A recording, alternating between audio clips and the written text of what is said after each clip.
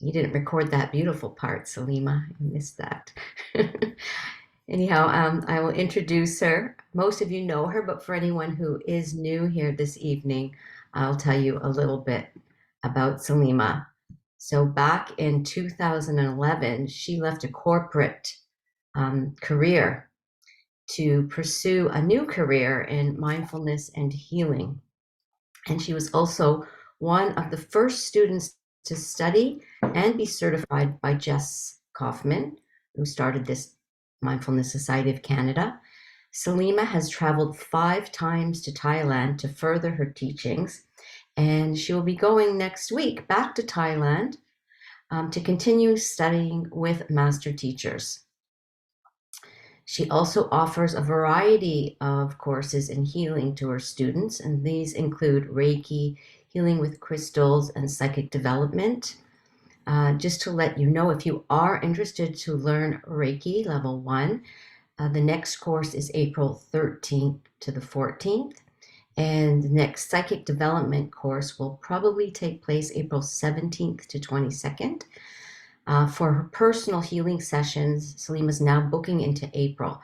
And if you'd like to book a personal healing session with her, do not send her an email, but go to her website, which I will put when I'm finished in the chat area.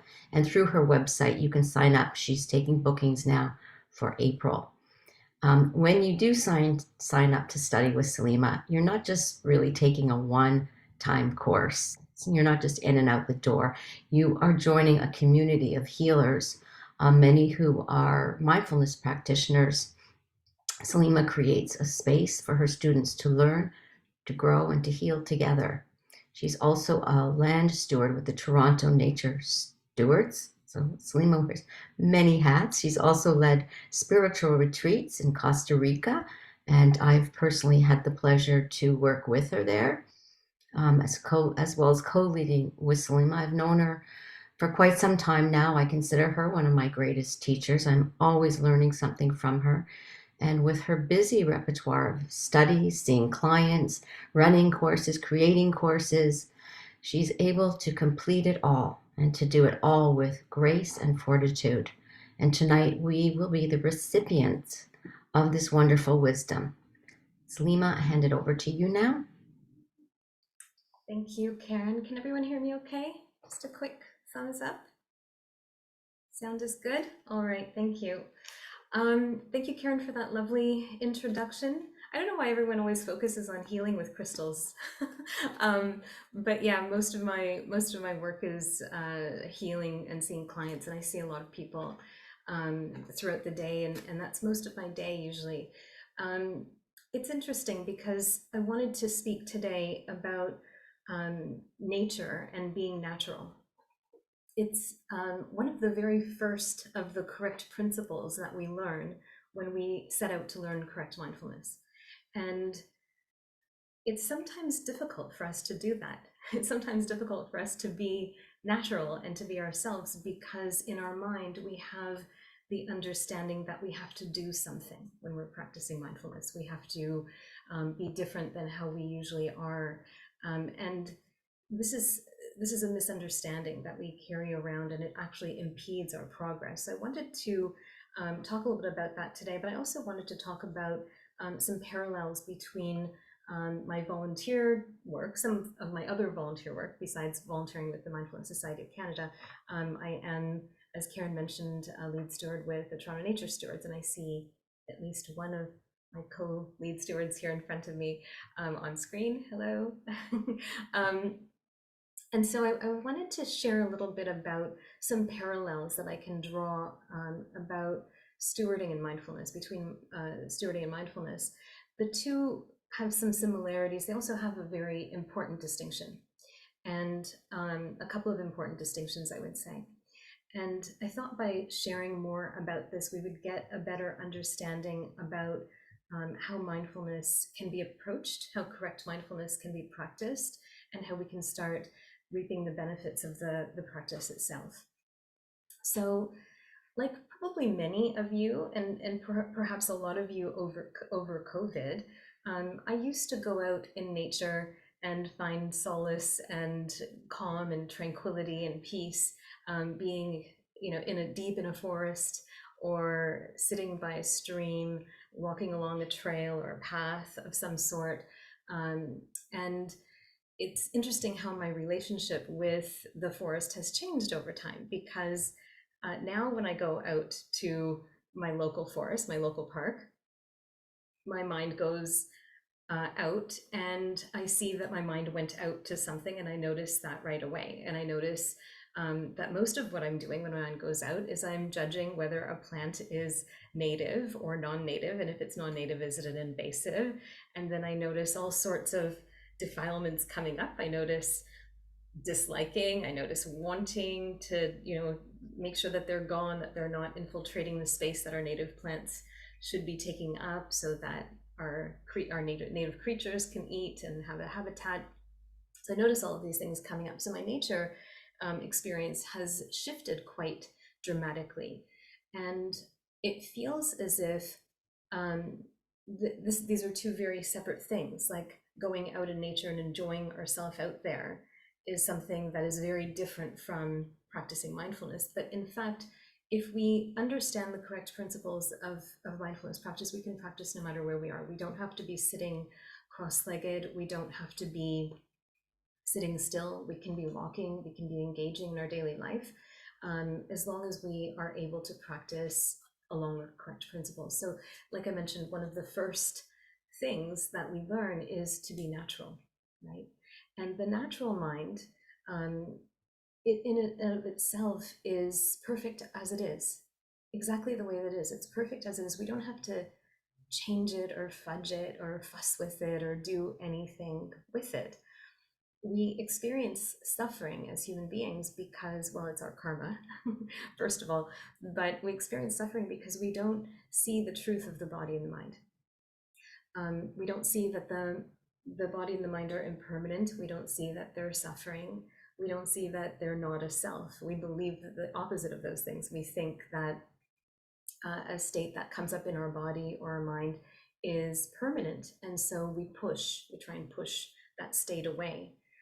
We think that it's not suffering. We think that it's a beautiful thing, that the body is a beautiful thing, or that an experience that we can have in the body is a beautiful thing. And so we try and pull those experiences towards us. We try and have that next bite of whatever it is that we loved eating, whatever we tasted a minute ago or a second ago. We believe that this body and mind is a self. And so if we believe that this body and mind is a self, then we covet this body and this mind, and we think it's something that we need to keep, as who we are. Okay, and so these are all just coming from misunderstandings. It's not the truth. And so when we practice mindfulness, we practice it the way a researcher would study their topic or their subject that they're studying. So we approach it from this perspective of looking or observing in a particular way. And I'm wearing a charm, a necklace, like, I guess it's like a little talisman thing that I got from Thailand on one of my previous visits. And at the back of this little locket in Thai, it says, "Have the mindfulness that sees this body and this mind as they are, with a stable and neutral observation." So when we do this, what we'll start to understand is that it's important to let the body and the mind be as they are. If we are holding the mind still and trying not to think, then there's nothing to observe. We're not going to be observing that the mind is normally, naturally thinking.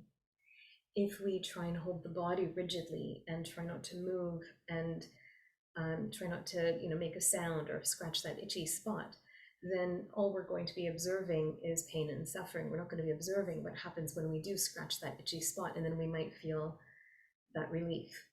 We might notice that relief if we're able to do that.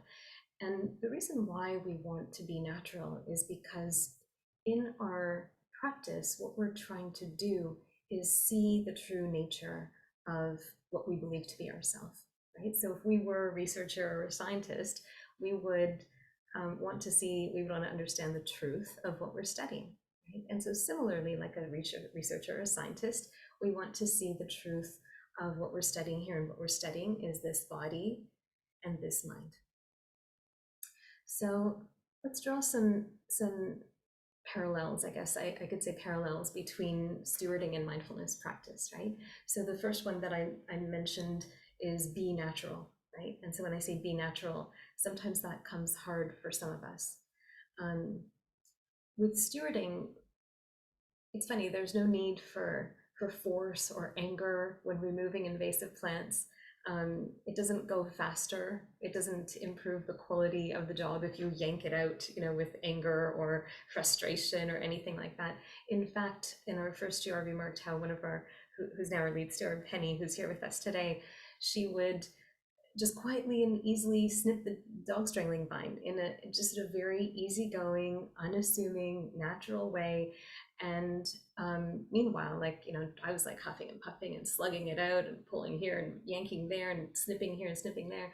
And when we would collect all of the piles of the invasive plant parts that we had removed, her pile was always the biggest, in some cases like twice the size of everyone else's.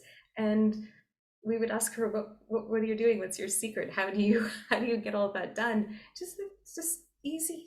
I'm just cutting, snipping away, just naturally doing whatever I'm doing. No huffing and puffing, no thinking about it, no overthinking, none of that. Just natural presence, natural attentiveness.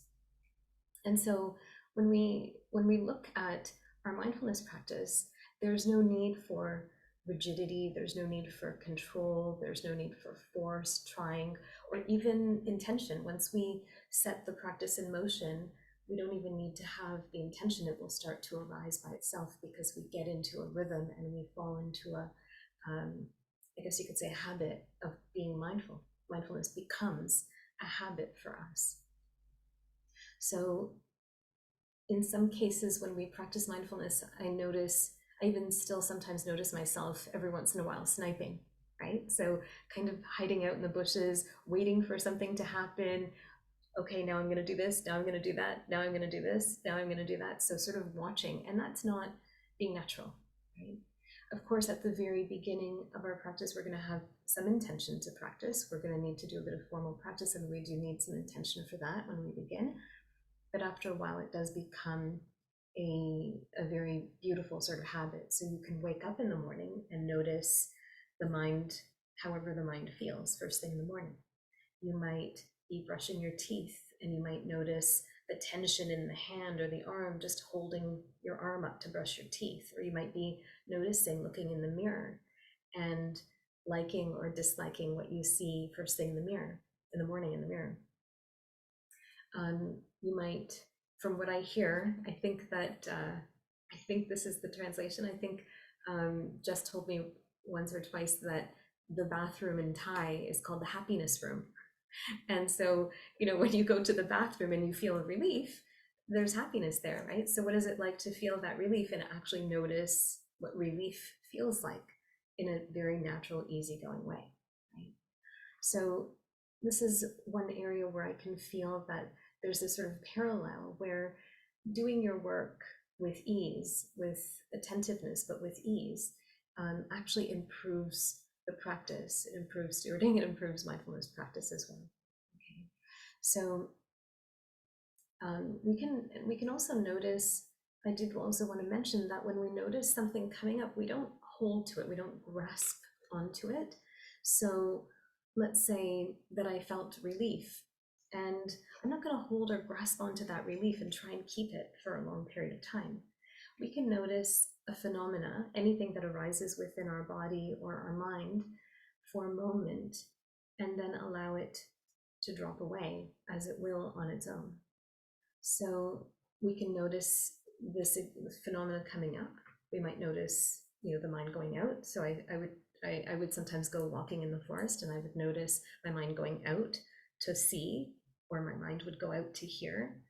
So we can notice the mind going out. We can notice the arising of something.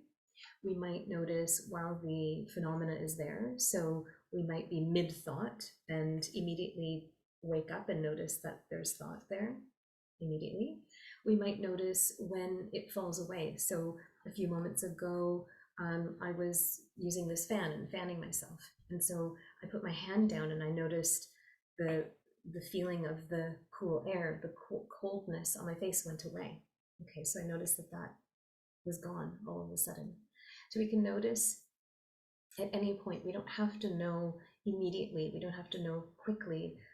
It is important to know not 6 months later or 6 hours later, but notice what happened just a moment ago. We just start noticing, noticing, noticing, and then eventually it becomes such a habit that we, a moment ago, this was what was going on. So we start to create that feeling of noticing what just happened, what just happened, what just happened. And this is where it starts to feel very natural. Um, Another parallel between stewarding and nature stewarding and mindfulness is that there needs to be diligence and attention. And so when we go out to do stewarding in the forest or in the ravines, we don't just go once a season and then that's it's done. That it's not going to cut it. Definitely not going to cut it. We have to go regularly. We often will go once a week, and we go once a week. We start to know the terrain. We start to know what it looks like from season to season, from week to week. We start seeing a patch that we've cleared and what that looks like, and we start understanding it better. And we also remove the plants by the root whenever possible. So sometimes we can remove the root, sometimes we can't remove the root. So then we cut the foliage, and that cutting the foliage actually ends or cuts off the plant's supply of energy, right? So it interrupts its growth. And even that isn't always enough. So almost always there's seeds of some sort, or there's a fruit of some sort or some type, and the seeds or the fruit will drop, or they'll get carried away by the wind or dispersed by an animal of some kind. And so there's almost a guarantee that more plants are soon on their way.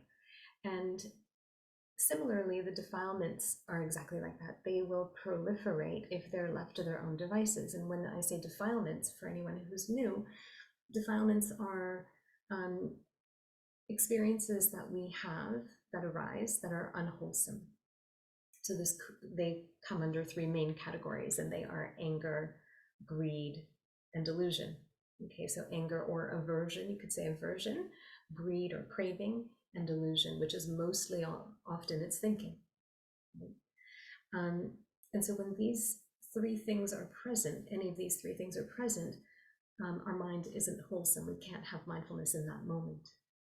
But we use these defilements so that we can practice mindfulness and see them.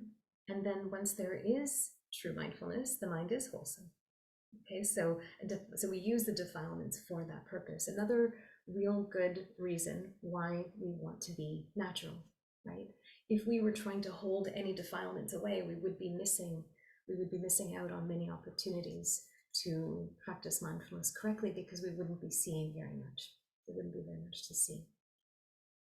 So the same diligence that I mentioned is required for mindfulness practice. We don't just see what arises in the mind and the body once, or once a day, or for a couple of minutes, or not just in our formal practice, but we need to take it with us throughout the day, naturally, wherever we're going, whatever we're doing, so that we can practice as much as possible. And it's only with that repeated practice that we can study the body and the mind in its natural state as they are. And that's how the mind learns. Again, it's like a researcher or a scientist studying its topic of interest. You want to recreate as much as possible natural environment, natural habitat, natural everything, right? And so with mindfulness, the purpose here is to eradicate suffering from the heart.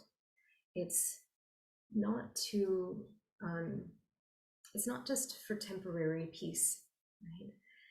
The aim here is to be free from suffering. you've heard this phrase, if you've ever studied with me before, you've heard the phrase free from suffering, because I use it in metta a lot, right? May I be happy, may I be peaceful, may I be free from suffering.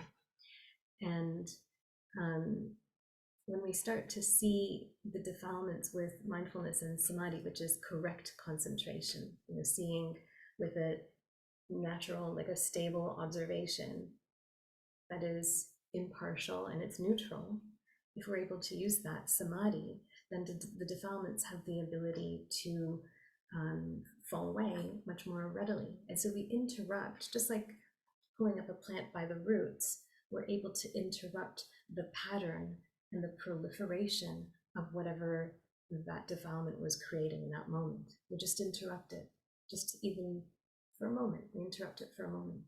And so we start breaking down the cycle of birth and rebirth of all of these defilements with our practice. So it's something that we have to do often.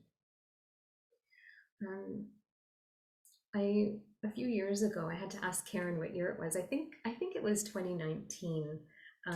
We were on a retreat, and we had to the center that we were on a retreat at asked us to do some service work. So everyone had their own thing. Some people were washing dishes after meals. Some people were cleaning, the bathroom. Some other people were doing other things. And I remember Karen and I both went and we were weeding this one area of the property.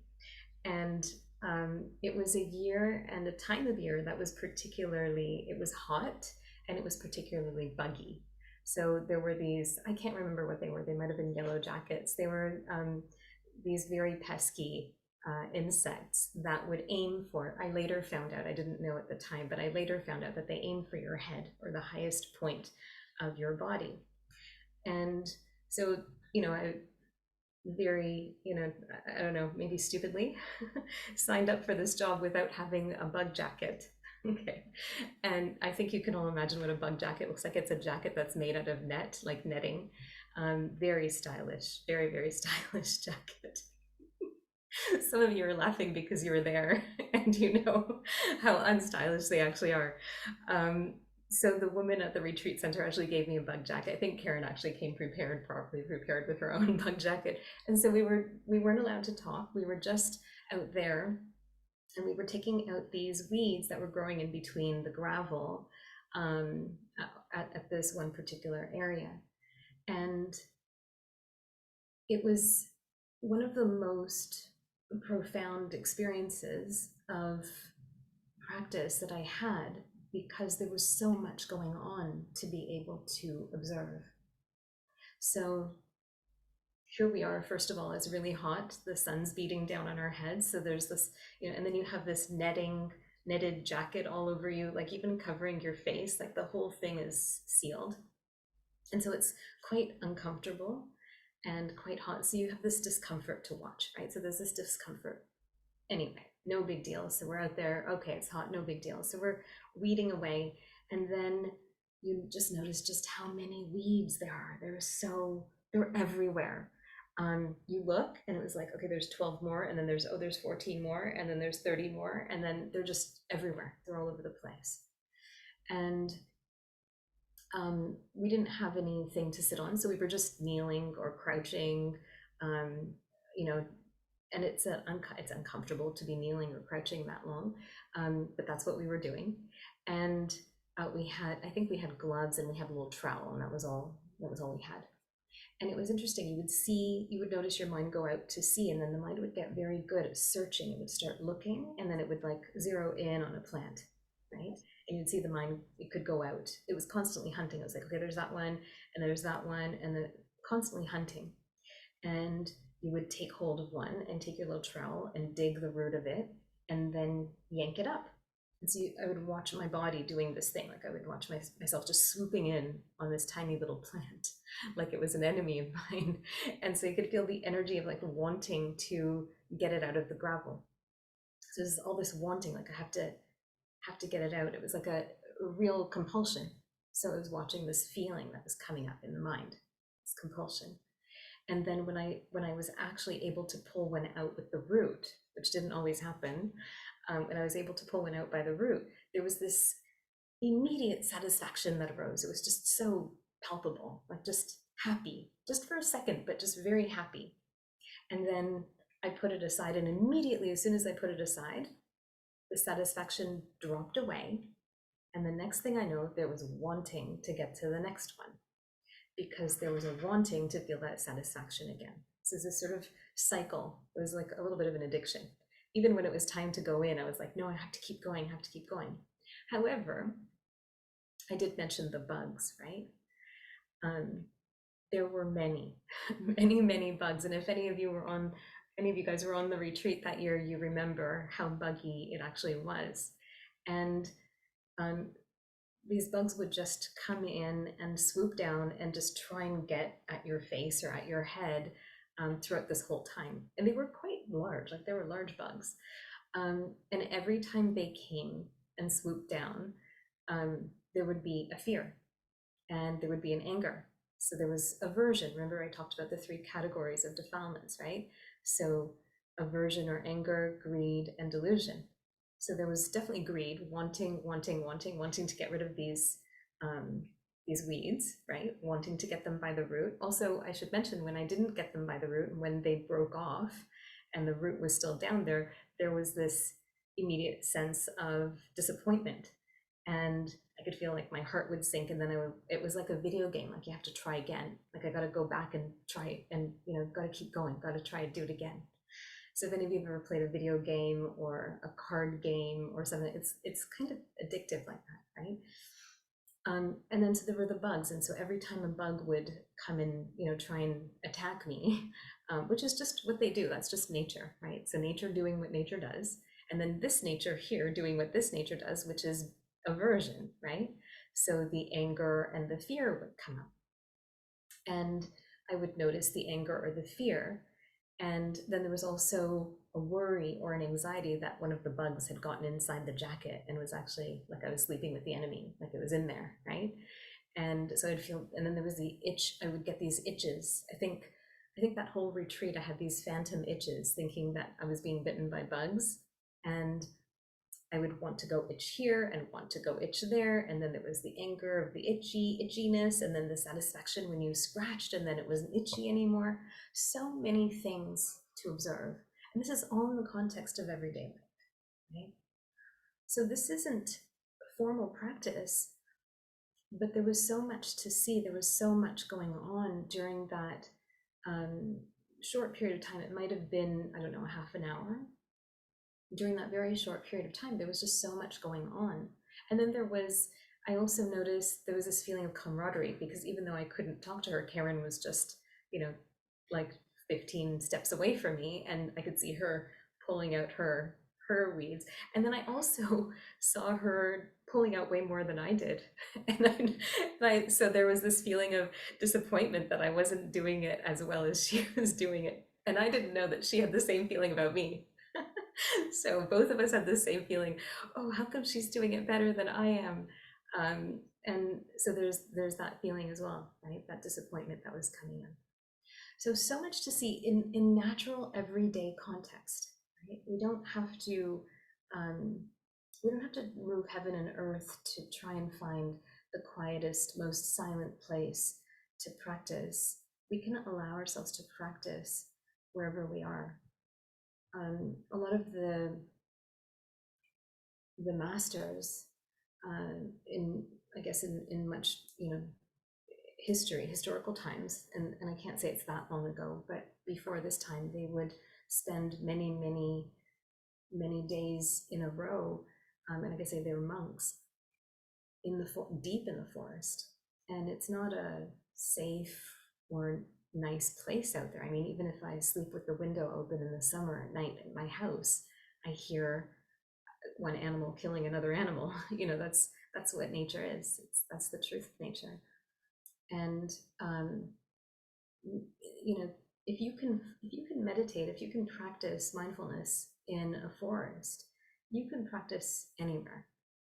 Our four walls that we're sitting in, we can close the door, block everything out, turn everything off. We can find silence, and We're very lucky to be able to do that these days. It's not a natural environment, but it's an environment that we create, and we think that we need this very special environment in order to practice, but we don't. We can practice anywhere, under any conditions. So one more thing I wanted to mention was some of the distinctions.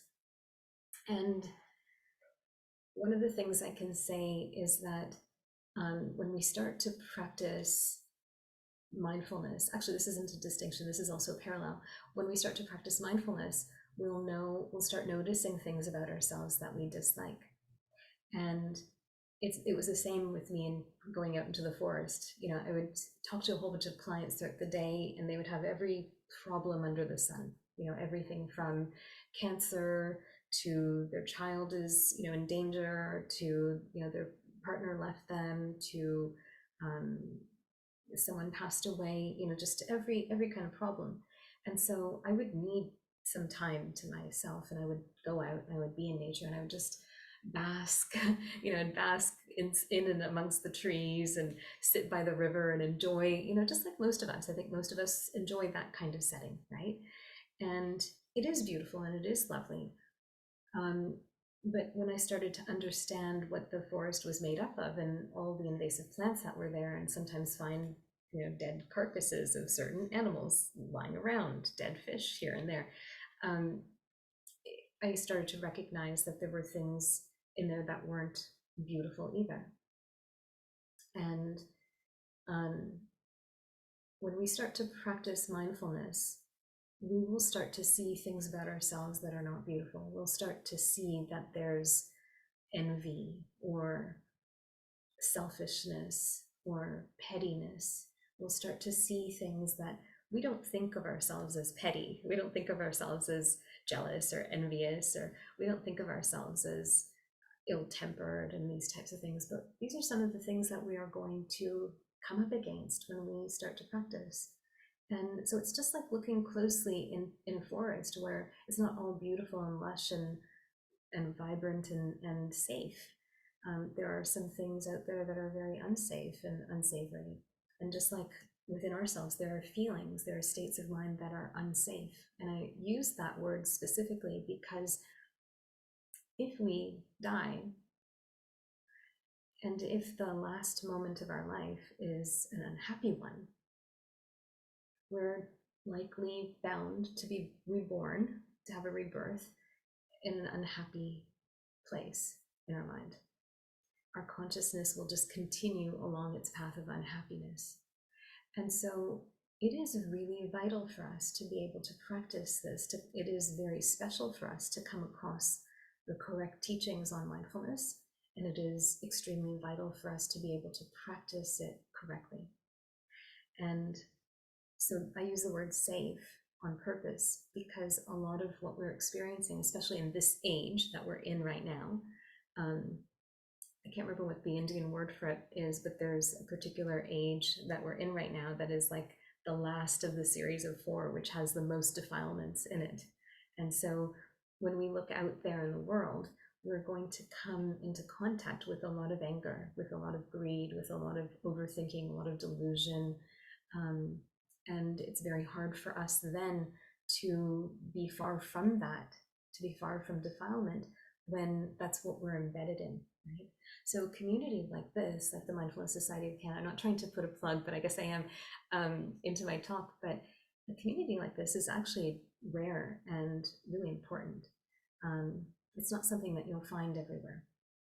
It's not a community where we read, all the different suttas and try and pull them apart and intellectualize them, and try and come across it from a theoretical perspective. We don't argue whether it's real or not real, or right or not right. We just learn the correct principles of practice, and then we practice, and then we see from our own natural experience how the practice benefits us. And it is a good idea to give it enough time. So, give yourself a good 6 weeks with the practice. Don't just try it once and then, like I said, it has to be regular. Don't just try it once and then think that that's going to do enough, right? You do need to practice a little bit. So let's do a little natural practice today. I'm going to invite you to just, before we do anything, just notice, are you changing your posture? Are you sitting up straight? Okay, just observe. Okay, so something in me told me I had to change and sit differently, or get comfortable. Before we get comfortable, just to see, am I actually uncomfortable? How am I feeling right now? Is my body comfortable or uncomfortable? Is my mind comfortable? Is my mind uncomfortable? Am I breathing? Do I know that I'm breathing? If my eyes are open, am I blinking? Do I know that I'm blinking? Can I feel the posture that this body is sitting in?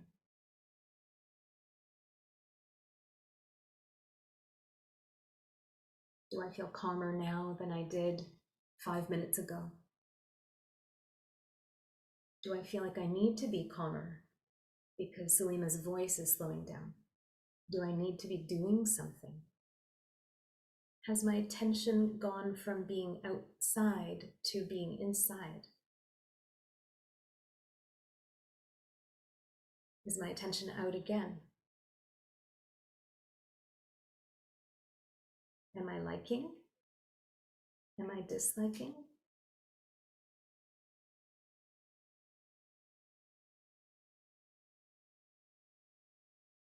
What's the quality of this mind right now?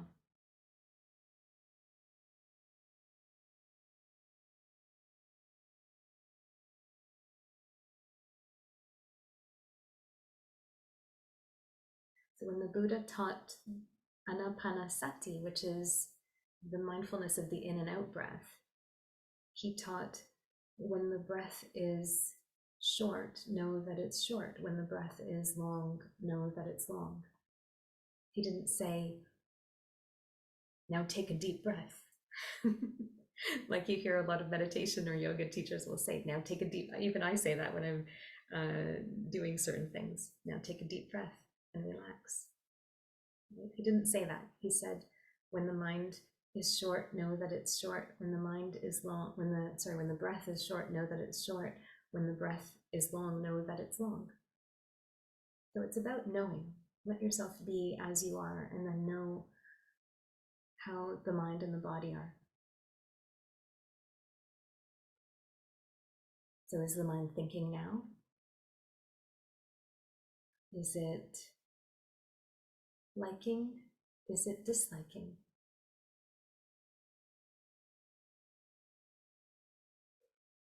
Is it confused or is it clear? How's the body? Is there any tension anywhere? Are we trying to fix it? Even if we try and fix it, we still can observe and have that observation because we are doing what we were inclined to do. So when I get overheated, which happens a lot these days, I reach for my fan and I start fanning myself, right? And this is one of the fans that I got in Thailand. If you go to Thailand, you can get one too. But I brought back a bunch of these fans so I could use them to teach mindfulness when I was teaching mindfulness in person. And it was because when I was in Thailand, they would have some of these fans at the meditation center where my teacher's teacher was. And he would just sometimes pick up the fan and just ever so gently fan himself. And I think it was mostly to try and keep the bugs away from him. But he would fan himself, and there would be lots of fans there, and people could just pick one up and fan themselves if they were too hot or if there were bugs around. He would just fan himself, and there was one lesson where he was talking about just observing yourself fanning, fanning, fanning. And so what I'm doing when I'm fanning is I'm not just, oh, that feels better. I'm noticing this motion of the wrist, right? The wrist is going like this. I'm noticing the coolness on the face. Okay, I'm noticing the hair moving around, little pieces of hair moving around. I'm noticing the irritation that comes up because the hair goes in front of my eyes. I'm noticing wanting to fix it, noticing that when I fix it, it feels slightly better, a little relief. Okay, So just natural. So observe your own body and your mind naturally just for a few moments. It might feel boring if nothing's happening. Then notice boredom. Boredom actually sponsors so much. We get bored so quickly these days. We reach for our phone over and over and over again, even if there isn't any real good reason to reach for it. We just reach for it out of habit. Anyone notice that? That when there's nothing going on, you just automatically, your attention's like, where's my phone? Notice boredom. If you notice boredom, often, guaranteed, you won't be reaching for your phone so much because the pattern will be interrupted. That pattern I was talking about earlier, the habit, will be interrupted. You interrupt it just by noticing. You don't have to, it's not, so here's a distinction. Here's one distinction. You don't have to pull defilements out by the roots on purpose. They fall away by themselves. Every experience we have, every thought, every feeling, every experience we have arises and falls away by itself. So unlike the invasive plants out there in the forest, that we have to actually attend to if we're doing stewarding work, defilements come and go. But we do need to observe them. So the observation itself, with mindfulness, seeing it the way that it is, will interrupt the pattern. So we just see over and over boredom, boredom, boredom, boredom. And if you didn't, again, it can be at any point in boredom's life cycle. So boredom arises, it stays, and then it falls away, right? So when it arises, we often don't know that it has arisen. So boredom comes up, and then what happens? We reach for our phone, right? Because there's wanting. We reach for our phone, or the boredom's so uncomfortable. There's like this discomfort. We try and get rid of the discomfort. We try and do something to make ourselves feel better. We're doing this all day long, by the way. We're constantly feeling bad and trying to feel better every single second of the day. That's what we're doing, feeling bad and trying to feel better. Okay. So even if it's looking at a beautiful picture, you're just doing that to temporarily feel better for a few seconds. Even if it's scratching an itchy spot, temporarily trying to feel better for a few seconds, right? So let's just take a moment. Let's see what comes up by itself.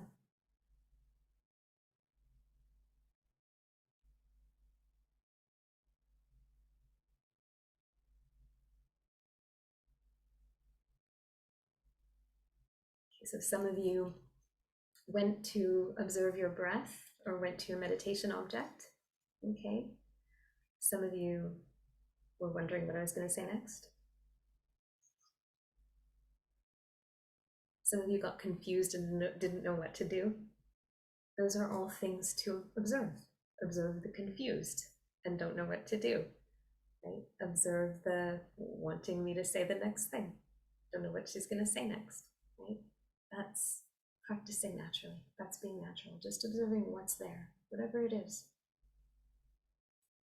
When we practice in this way, there's no such thing as a distraction. Because even if we're distracting ourselves, we have the opportunity to observe what we're doing while we're being distracted, right? So let's say, for example, I went and grabbed my phone and I'm looking at my phone. And if I'm looking at my phone, I have the opportunity in any moment while I'm looking at my phone to wake up and see that I'm liking or disliking or wanting or scrolling or typing or whatever it is. My hand might be doing something, right? So I can observe the body. Or I could observe the mind when I'm interacting with whatever's on my phone. Disliking, bored, useless, liking, oh, that's fun. Okay, I'm gonna sink my mind into that for a few moments, right? And then oh, my mind was sunk into that. I can wake up. Okay. So it doesn't matter what it is that we're doing. In any given moment, we have the opportunity to wake up and with mindfulness see this body and this mind exactly as it is, whatever it's engaged with, exactly as it is, with a neutral or impartial observation. Okay, but the neutral and impartial, that's samadhi.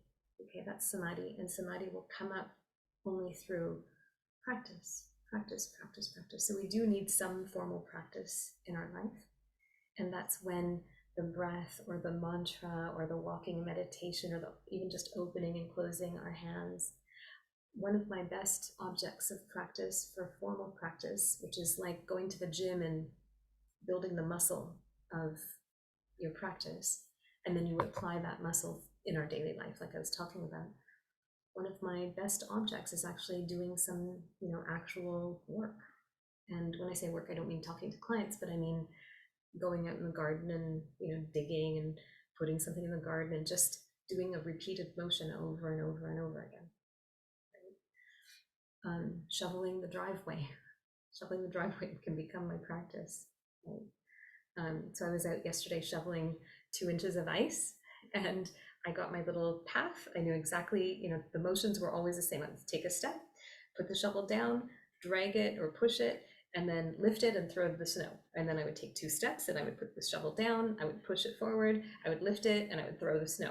Then I would take 2 steps, I would put the shovel down, I would push it forward, I would lift it, I would throw the snow, right? Just over and over again, same thing over and over and over. Luckily, we have a nice driveway on incline, so it's not so bad on my back, but same motion over and over and over again. And you fall into this rhythm or this pattern, and it's long enough. It took me quite a long time to do the driveway.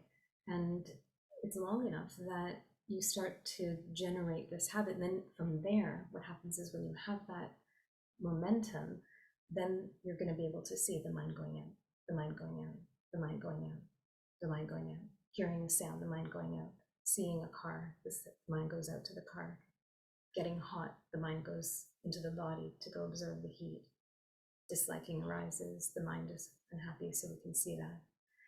Because that's where this really starts to gain a lot of power. So we do need some of that formal practice in our life. And then we take what we've generated and then we bring it into our world, our natural everyday life. So let's do just 2 minutes of practice. And I'm going to let you be on your own. I'm not going to give you any advice or insight. I'm not going to give you any direction, but I'll give us 2 minutes and just see what comes up for you naturally. Remember, the only things that you're observing are within. We're not interested in being mindful of the wall. This isn't average everyday mindfulness. This is correct mindfulness practice. So when we're practicing correctly, we're observing this body and this mind of ours. Okay. So if there's a feeling, a thought, a sensation, a temperature, a movement, a liking, a disliking, a wanting, a craving, a boredom, any state of mind, these are all fair game, right? So I'll give us 2 minutes now and I'll be completely silent and I'll let us just practice. If you're going to start meditating, then notice even in the meditation, what's going on in between the words that you're repeating or the breath, okay? All right, 2 minutes, we'll start now.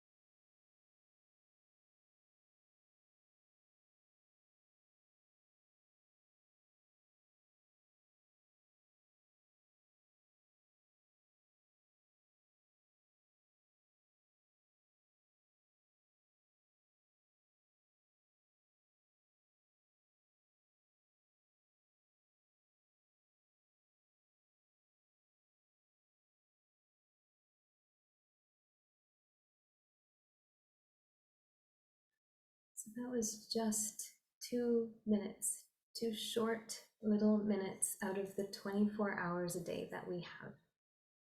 Anyone, and please feel free to put up your hand. And if you're not on camera, you can put up a virtual hand, that's fine too. How many of us did notice boredom inside those 2 minutes? Not a single one got bored? Really? You guys are pretty astounding. There must be some practitioners here. All right, one brave person said that they were bored. Awesome. Okay. So in that 2 minutes, okay, in that 2 minutes, you might have felt that for a lot of people, they'll feel like 2 minutes can feel like a very long time. And it's only because we're not used to sitting quietly and not doing anything and just being aware of what's arising in our body and mind for that long. We usually will go to try and um, engage with something. We'll try and read something, look at something, call someone. I guess no one calls anyone anymore. Text somebody. We'll go and look at a TikTok, a 7-second reel or TikTok or something like that. We're not used to sitting quietly for even 2 minutes at a time. So if you can't do an hour of practice a day, if you can't do half an hour, if you can't do 20 minutes, try starting with just 2 minutes of sitting quietly. 2 minutes. Your challenge is 2 minutes of sitting quietly, letting yourself be natural. If you need something to keep you engaged, something so that your mind won't get lost in one thought for those whole 2 minutes, or one story for those whole 2 minutes, then give yourself something very simple to do. You can take a fan and fan yourself. Just that will keep you in the game. That will remind you to be mindful. Or it could be a mantra. And when I say mantra, it doesn't need to be a spiritual mantra. It could be, I love unicorns. It could be anything you choose, okay? And that even sounds somewhat spiritual. It could be, I love money. It could be anything. It doesn't have to be a spiritual thing, okay? Use something to kind of keep you in the game a little bit, something that's obvious enough that you'll wake up and go, oh yeah, I'm repeating these words, or oh yeah, I'm fanning, my hand is moving, I'm fanning myself. Okay? You won't get stuck in that train of thought or that story for too long. And the idea is not to get stuck in a train of thought or an idea too long, but to come back and snap out of it regularly. Okay, so this is being natural, letting our mind go off and then coming to, letting our mind go off and coming to, snapping out of it often. So my wish for all of us here is to continue joining this series of 6 sessions to kick off the year. And I hope that each of us practices the best way for us in between. So during the week, please reach out to any of the teachers that are speaking and let them know if you have questions about the practice. Everyone who's teaching is an amazing teacher, so I encourage all of us to join as often as we can. There will be a little bit of practice embedded in each of our lessons, so this is a great time. If you don't have time during your busy weekend to practice, then this is a great time to be here and practice with a community that is it's a very rare opportunity to come in contact with this caliber of community. So please do join regularly and be here. Okay. As always, if you've ever practiced with me, I always end our practice the same way. If you wish, you can bring your palms together and we'll share the merits of our practice, and we'll practice a very, very, very short metta.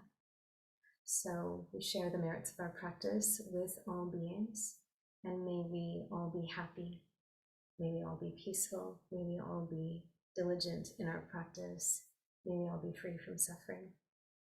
And may all beings everywhere, each and every being that exists, near or far, large or small, seen or unseen, those with 2 legs, 4 legs, 6 legs, 8 legs, wings, no legs, any being with a body, any being without a body, any being born, any being to be born, May all beings everywhere, accepting none, be happy, peaceful, and free from suffering too. Thank you all for joining today. Thank you so much, Salima. Another thoughtful reminder for all of us about being natural in our practice, and one of the hardest for me. Always wanting to try, and I'm sure for many of you here, we're so eager to do well at things in life and to be successful and good at something that we always put effort in trying. And while you mentioned that it's important to put effort in trying, especially into a formal practice, it's so important that we're natural and allow our body and our mind to be as it is and accepting of whatever arises. And if we're not accepting it, to notice how we're reacting to it. So thank you for such a thoughtful lesson today. Grateful for your time as always. And to let everyone know that next Sunday, January 21st, back at 7:30 p.m., we have the wonderful Karen Kaufman sharing her insights and teachings with us again. So another wonderful hour with this fabulous community, as Salima mentioned. I'm so lucky to be a part of it and to share it with each and every one of you. So thank you again for joining us this Sunday, wherever you are in the world, and we look forward to seeing you in a week's time. Thank you again, Salima, and we will see you all soon.